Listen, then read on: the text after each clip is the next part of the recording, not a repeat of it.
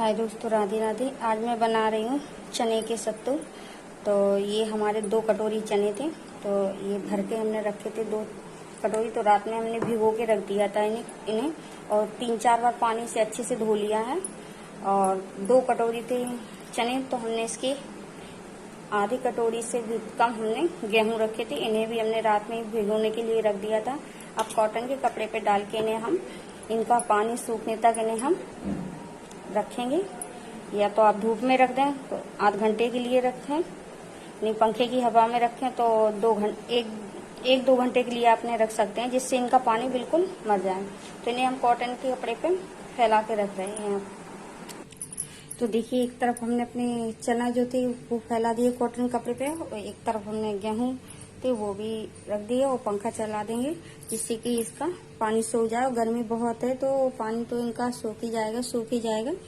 तो जब ये सूख जाएगा तब उसके बाद हम आपको बताएंगे कि हम चने के सत्तू घर पे कितने आसान तरीके से बना सकते हैं। कोई झंझट नहीं और बहुत जल्दी बन के तैयार हो जाते हैं। चलो, तो 2 घंटे के लिए इन्हें रेस्ट लेने देते हैं, जिससे कि इनका पानी बिल्कुल सूख जाए। तो देखिए, हमारे जो चना थे हमने 2 घंटे के लिए सूखने के लिए रख दिए थे, तो इनमें पानी बिल्कुल नहीं है और अच्छे से सूख गए हैं ये। तो अब इन्हें हम भून लेंगे। और जो गेहूं हमने रखे थे वो भी हमने एक साथ इकट्ठे रख लिए हैं, तो इनका भी पानी देखिए एकदम सूखे से गए हैं, बिल्कुल इनमें नमी नहीं है। तो अब इन्हें एक साथ इकट्ठे करके हम, और चने हमने पहले ही बीन लिए थे अच्छे से। तो देखिए, गैस पे हमने कढ़ाई रख दी, इसमें थोड़ा सा नमक हमने डाल दिया है। तो इसमें हम अपने जो गेहूं रखे थे पहले हम गेहूं भूनेंगे। ये क्या है, अच्छे से भून जाते हैं। वैसे हम कढ़ाई में भूनेंगे तो थोड़ा टाइम भी लगेगा और ये हमारे बहुत अच्छी बन के तैयार हो जाएंगे। देखिए,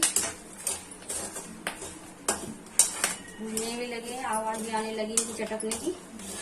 तो देखिए, और टाइम भी इनमें ज्यादा नहीं लगता, बहुत अच्छे लगते हैं। आप इन्हें ऐसे भी खा सकते हैं भून के। देखिए कितने अच्छे भून रहे हैं, भून भी रहे हैं। तो इन्हें हम निकाल लेंगे, जो भून गए हैं हमारे। और जो बचे हुए थे वो भी हम इसी में सेक लेंगे अभी। तो देखिए, इन्हें हमने इस प्लेट में निकाल लिया है। तो देखिए, जो हमारे गेहूं थे वो तो हमने भून लिए हैं। अब हमारे चने भूनने की बारी है, तो हम चने भूनेंगे। तो हम थोड़े थोड़े करके इनमें डालेंगे और इन्हें भी हम भूनेंगे।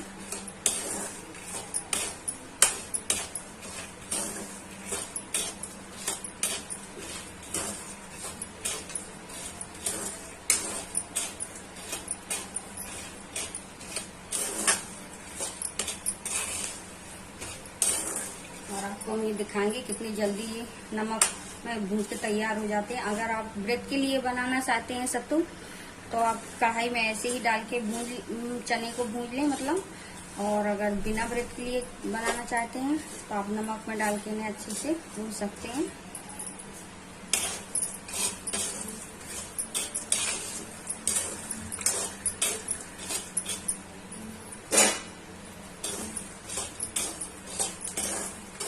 तो एक बार इन्हें हम निकाल लेंगे। उसके बाद देखिए,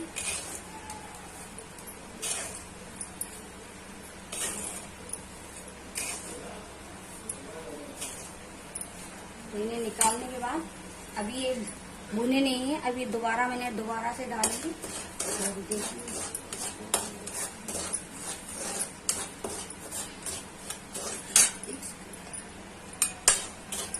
तो इन्हें दोबारा हमने डाल दिया है।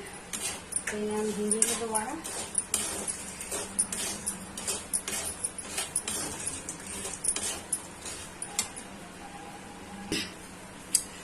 दोबारा डालने से चने वो अच्छे से भून जाते हैं, चटकने की अच्छे से आवाज आती है।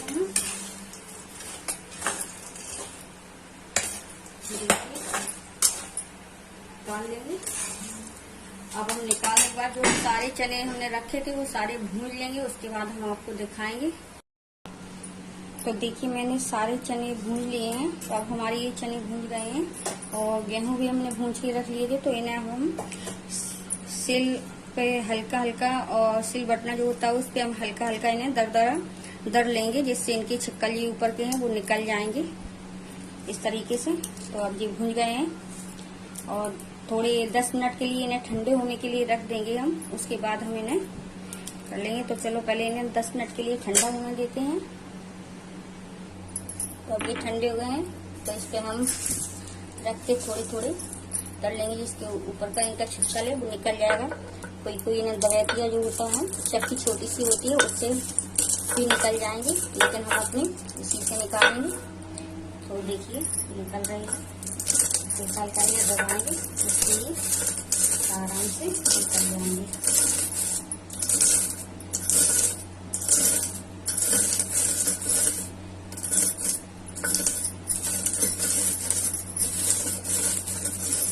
तो देखिए कितने अच्छे हमारे ये चना, मतलब ये दौल जो इनके होते हैं वो निकल के तैयार हो गए हैं।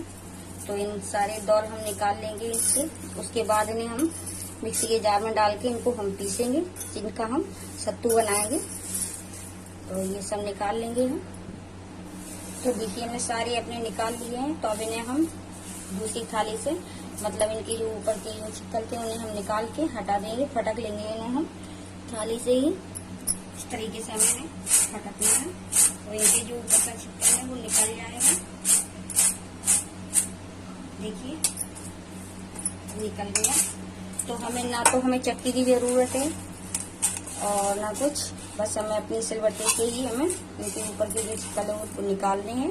बिल्कुल साफ हो जाएंगे, अभी हम निकालेंगे। तो देखिए कितने हमने सिल पर डाल के इनको निकाल लिया, फटक लिया है थाली से। देखिए इतने सारे हमारे दौल अच्छे हो गए, निकल आए हैं ये। तो इनको अब हम मिक्सी की जार में डाल के इनको हम पीसेंगे, जिनसे अब हमारे सत्तू बनेंगे। और ये गेहूं है वो भी मिक्सी में मिला लेंगे, मिक्स कर लेंगे। और अगर आपको भुना हुआ जीरा डालना है तो आप इसमें डाल सकते हैं, अगर आपको अच्छा लगे उसका स्वाद जो मतलब महक, तो आप इसमें भुना हुआ जीरा भी डाल सकते हैं। इसी के साथ पीस लें। तब इसे हम मिक्सी की जार में डाल के आधे आधे करके हम इनको कर लेंगे। तो ये हमारे आधा किलो चना थे, तो इनको हम मिक्स कर लेंगे, गेहूं और चना दोनों चीजों को। अब इनको हम पीस लें। और ये देखिए हमारा कितना निकला है ये। अब ये चनों के साथ अगर हम पीस लेते सत्तू के साथ तो वो अच्छे नहीं लगते, काला काला दिखता उसमें। जब हम सत्तू घोलेंगे पानी में तो वो काला काला दिखेगा, इसलिए हमने इनको निकाल दिया है। तो इन्हें आधा आधा हम कर लेंगे। तो देखिए इन्हें हमने पीस लिया है। अब इसे हम छन्नी में डाल के छानेंगे।